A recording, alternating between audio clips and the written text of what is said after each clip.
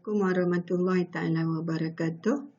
Saya Cikgu Ruhaimah binti Basri ingin berkongsi panduan membina e-pembelajaran.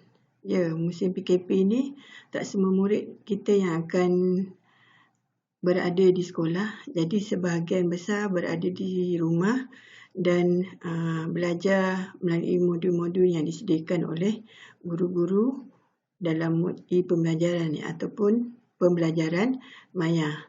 Okey, saya kongsi sekejap je. Okey, contoh menyediakan matematik kat sini.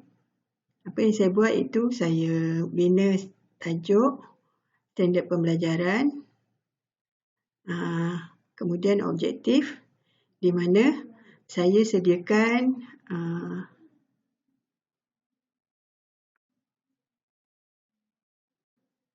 di mana saya sediakan ada konsep dia, kemudian saya sediakan latihan di mana matlamat latihan yang saya bina itu diharapkan murid mudah menjawab melalui contoh jawapan yang dikongsikan. Contohnya ungkapan. Ungkapan ni contoh jawapan yang pertama dan ni persamaan contoh jawapan yang pertama.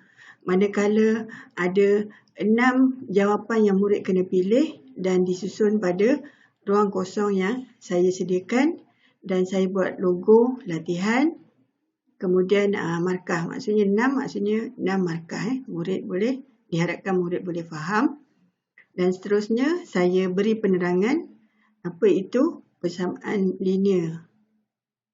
Dan kemudian saya buat latihan persamaan linear ni di mana murid perlu mengenal pasti apa itu persamaan linear dengan membulatkan. Contohnya persamaan linear yang sepatutnya iaitu 3x tambah 2 sama dengan 7, x tolak 1/3 sama dengan 12, 4k tolak 2 sama dengan negatif 5.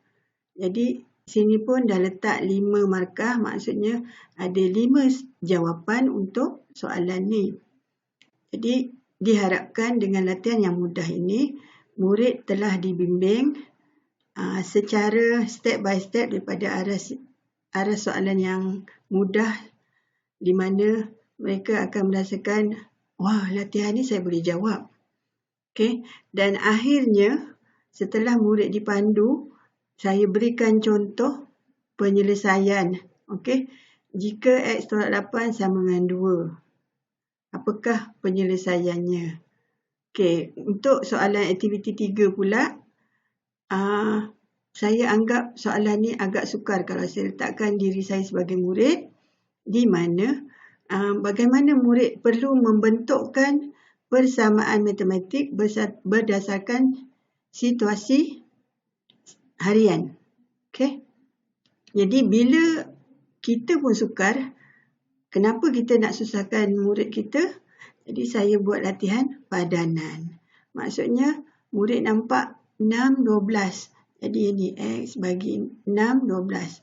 Jadi inilah jawapannya dan kita harapkan secara perlahan-lahan konsep pembelajaran yang kita ingin terapkan tu murid telah dapat. Sama juga yang ni 5 dan juga 40. Jadi kalau boleh contoh jawapan jangan ada nombor yang sama untuk mengelakkan kekeliruan murid. Dan yang terakhir sekali, saya bina soalan untuk aktiviti 4 di mana murid perlu memikirkan step-step penyelesaian berdasarkan contoh. Jadi dia kena pilih daripada 3 contoh yang saya kongsikan. Jadi mereka kena pilih salah satu untuk diaplikasikan untuk penyelesaian. Jadi saya buatlah nota yang ada berwarna, ada lukisan macam ni supaya menarik minat murid bahawa matematik ini tidaklah susah sangat. Okey, jadi saya pun buat soalan macam ni. Dan akhirnya setelah saya semak, saya berpuas hati. Kenapa? Berdasarkan analisis markah yang murid jawab, mereka dapat markah 90, 48, 55. Ini kelas yang pertama. Bukan kelas yang pertama, ni kelas biasa je. Murid 1 Daisy. Ni biasa saja muridnya. Adik, sebab kami tak ada buat kami tak buat streaming Jadi ada murid pandai, murid sederhana. Jadi yang dapat 14 ni, dia memang tak baca soalan, dia main letak je. Tapi sekurang-kurangnya dia dapat juga markah sikit. Dan rasanya kita tak seronok kalau dapat markah kosong di mana murid langsung tidak menjawab. 48, 93. So far saya puas hati lah dengan pencapaian murid saya. Okey, ni kelas yang kedua. Ada yang dapat 100, 90, 96. Murid ni okey sikit. Ini bukan kelas yang saya tanda, kelas lain. Okey, ni kelas yang saya ajar. Ni murid biasa. Jadi rata-rata yang dapat markah kosong, alhamdulillah tak ada.